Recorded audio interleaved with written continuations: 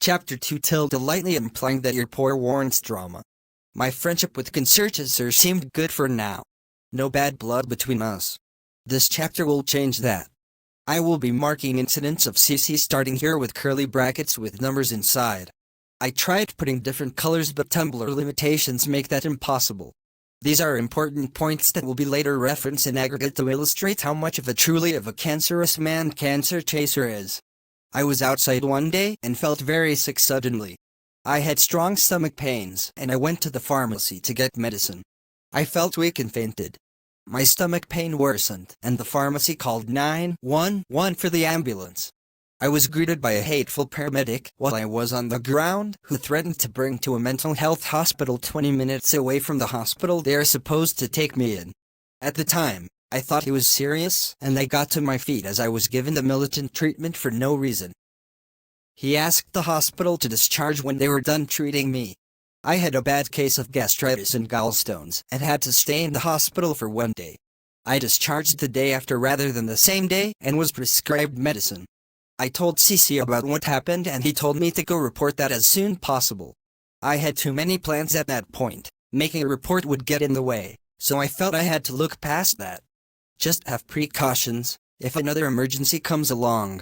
Make sure to record it or let the dispatcher know to bring police over as well so if the same paramedic shows up again, I can get the cop to notice what is going on, hopefully intervene. I know the police have such a bad reputation. However, the police are there to protect you. You're safe unless you are hiding something criminal. And compared to CC, the paramedic is one of the greatest people in the world.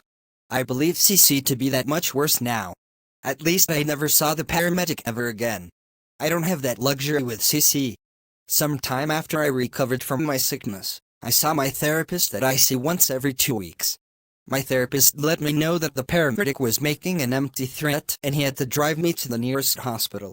After that session, CC met me on my way home and invited me into his apartment again. We talked for some time and hugged, too. The paramedic did come up in the conversations. Someone else as well. There was this beggar person that walks around the neighborhood, who asks for money. I have seen him a few times, but never really cared to keep him in mind. He was just another beggar. In a nearby state, beggars and homeless people are rampant. I had to deal with them often. The same goes with the area where I went to college at. Very rarely do I give them money, because I hardly have any money, and I often only have money I need. Keep this in mind for later in this chapter. The first I ever saw him, he asked me for money to eat. I had a card with money value on it and offered to buy food for him. He refused and wanted cash, so I left him alone. The only reason why I am even mentioning him is because CC also talked about him. That beggar is only interesting for that reason. According to CC, or whoever told him, the beggar goes around the local area all the time and he is trying to get money for drugs. We talked for some time after. Eventually, he started confessing that his roommate is not actually his boyfriend despite telling me last time that he was. He then started suggesting that me and CC were in a relationship when I was unaware of that. For the 4 months we were friends, I never knew that we were in a relationship. ATL. This is not how relationships work. How can anybody be in a real relationship when one person is completely unaware? CancerChaser never asked me out in any clear terms. He never expressed clearly in any way that he wanted to be my boyfriend. These things need to engage formally in any romantic relationship. Same sex or not. How I am hearing for the first time that I am his boyfriend when he never directly told me? This is insane. I was led to believe that we were friends. I never actually wanted to commit to him. I need to point that it's been 2 years since this particular incident and I still don't remember this 100% clearly. I am going by what I remember. Caught off guard, I told him how surprised by this and that I wanted to be nice to him and that I did not like him that way. I only wanted to make him happy, not to be in a relationship with him. I believe that I told him that I wanted to be with a woman, but would do it with either gender. He seemed to be very surprised by what I said. I then showed him a paper of me opening up about my past, which was incomplete. It covers my abusive senior year from teachers and stepfamily and how deeply affected I am by it, but stops there. Does not cover how often I get nightmares from incidents, my fear of talking to people, the lengths of my severe depression, other abuse from other people, or how a friend of 10 years decided to cut ties with me just because of a disagreement. I'll refer to the former friend as J from here on. J is only important as a past reference. Although, the other stuff that never made it to CC was never referenced. I spoke to CC about J several times, how J gets offended over just about anything. CC didn't seem to care at the time. In regards to my coming out, CC told me just to let the past go. I find this to be very inconsiderate, but that is something I must set aside for now. The situation of the past is too much to go into for this story. I feel that CC is enough of a monster as it is, not going to bring in much worse people in. Shortly after, CC said that we had nothing else to talk about and I left. I felt very sad, like as if I betrayed him. I felt like I broke CC's heart. But he never properly told me that he wanted to be with me. I still felt horrible. I never wanted to hurt someone like that. I did turn down someone else who had a crush on me, but that was through the internet, not face to face. That person from the internet is still my friend, though he is now married. I thought CC would never talk to me again. I still had platonic feelings for him and I still wanted to him as a friend, even after this. But if he did not like me anymore, I would understand. I know I should have caught on to that he loved me. Even though he was misleading me, I should have caught on to the red flags that would give away that he wanted to sleep with me. I feel that it's very stupid of me that I actually somehow ended up as his boyfriend without me knowing. I was very naive to how love relationships truly work. After all, I never was in a relationship in real life. Then again, he should have been honest about from the start and not lie to me or drag me into such a love triangle that I was unaware of. He also should have not been manipulating me like that. To take advantage of me like that without being forthcoming about your interest in me. I must have been really lonely and desperate. I really should have cut it off there and stopped talking to him there. It's already that crazy. A few days later I saw him and apologized to him for hurting his feelings. He told me that it is okay that he had thick skin. Keep this in mind for what is soon coming. 2. I am used to walking around eggshells with people, such as J, so with CC, I was getting more comfortable with him and I felt could speak with a bit less of a filter. So what is coming next just blows my mind and reaffirms why I feel I have to be cautious with so many people, as I would never know what kind of people I would be talking to. I had a text conversation with him a few days after that. From the times I saw him, I noticed he had some old model phone. So I made a suggestion of maybe a smartphone would be a good idea. To get one if he can afford it. It is important to know why I said that. I had a smartphone Samsung S4 Note at the time. Those cost around $200 at the time I made a suggestion. $200 is a lot of money for me. Being on disability, and by this point CC knew that, I only make enough just to live by. Disposable spending money is hard to come by for me. So that is why I said if he could afford it. It is speaking from my standpoint, not his.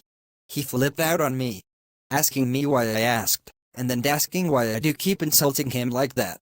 I never even imagined that I was even trying to insult him.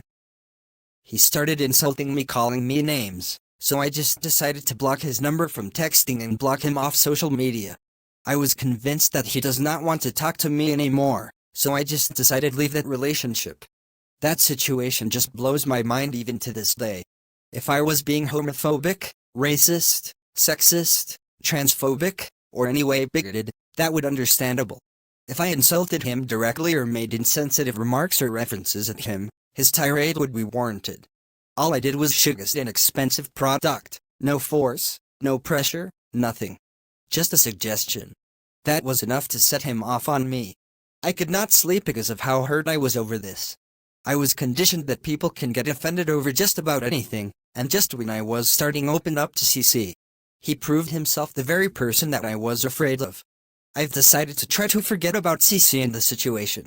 If CC is going to lash out at me over something he found offensive regardless if I meant it or not, then he is not a healthy person for me to hang around with.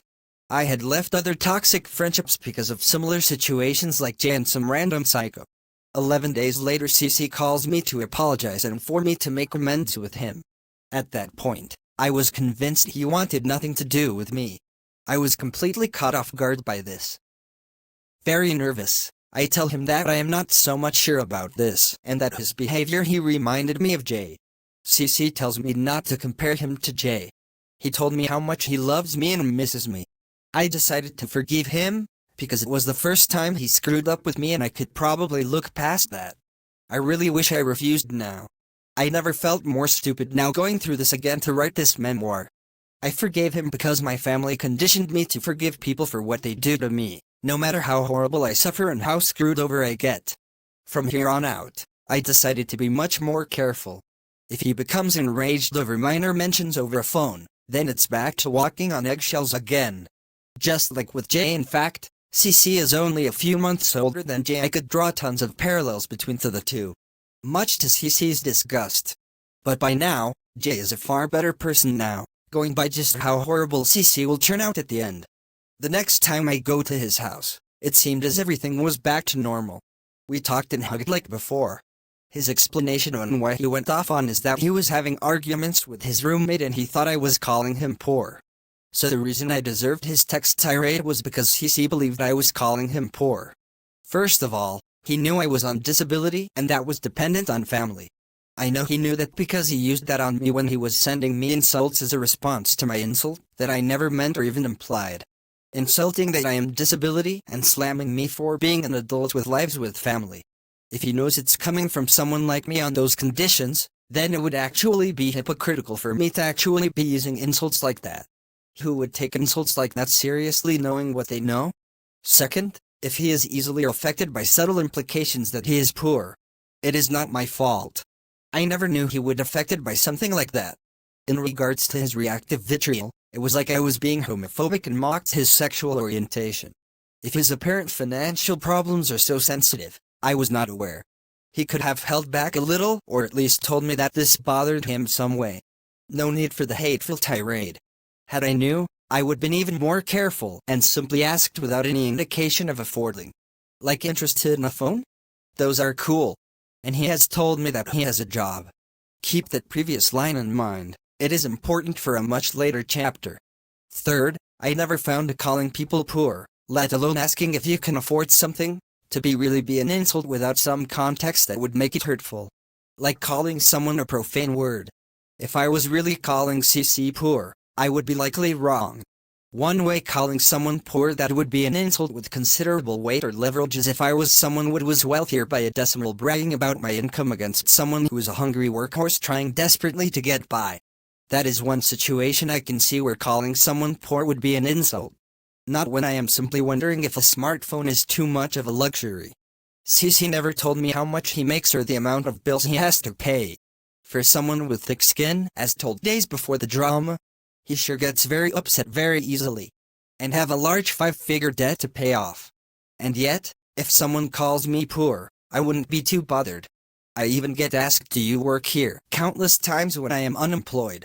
I never flip out over that at anybody and it actually hurts to hear. Fourth, if anybody ever bought a smartphone, you know that they cost hundreds of dollars. I got my Samsung Note 4 for $200 shortly before CC subjected me to this asinine drama. I raised that money from selling a load of computer parts on eBay. I was very happy with my phone, that is why I asked FCC about it. I was in the mood. And to emphasize the point, the same phone ended up breaking in November of the same year. I had to use birthday money to replace my phone. My phone cracked and the screen blotched. I could not see anything in that phone at all. If my phone did not break, I would be able to share the conversation where CC started bullying me over nothing. To insult me because I was calling him poor over a smartphone is so ridiculous in context, because I had to sacrifice money that was meant for a video game system just so I can still have a smartphone. Seriously, it's like if I said it would great to get a new truck, Ferrari car, or house, if you could afford it. This is the context that made CC flip out at me. What I suggested was an expensive item in my perspective. There is no way I was even asserting any insults to his income. I asked about affording because I knew firsthand how expensive it was. Now that I really think about it, I don't think he was really mad about being called poor.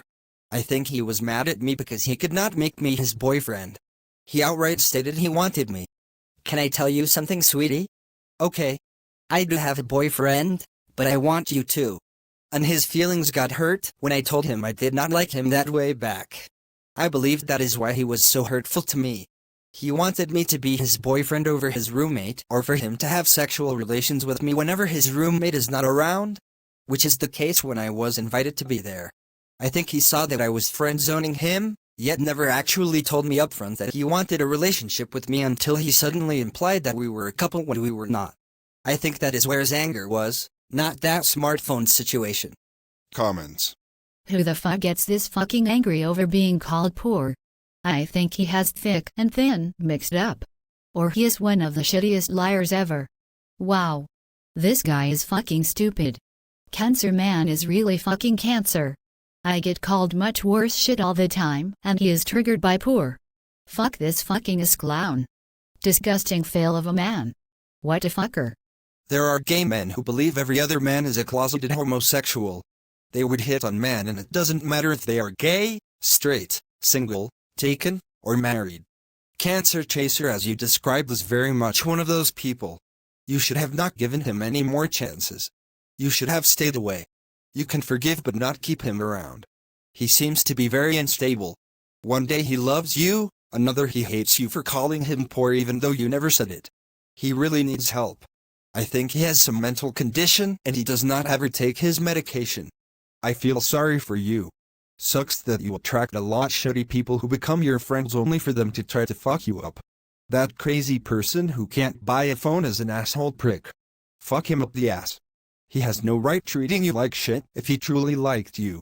He must not have any friends at all. If he treats friends like that, then he has not learned a goddamn thing growing up, being so old. You are so much better than him. You actually seem to know shit. Being called poor does not sound like an insult worth fighting about. This guy is fucking nuts. He is also an out-of-touch dinosaur or something. Who the hell does not have a smartphone in 2018? He must be a really old man.